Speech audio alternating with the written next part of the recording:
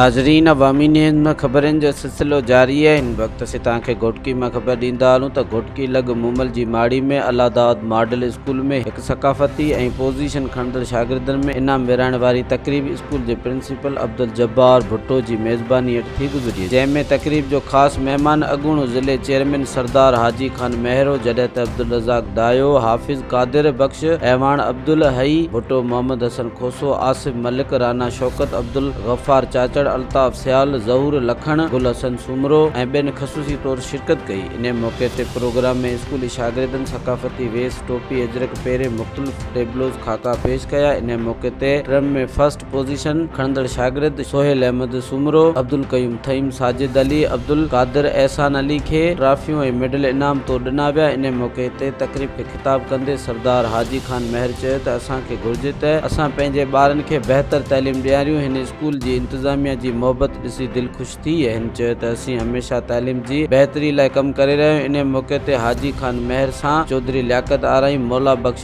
महर, सुराज अहमद ऐं ॿिया पिणु गॾु हुआ। मज़ीद खबरों और तफसीलात के लिए विजिट करें हमारी वेबसाइट www.awamiNewsHD.com।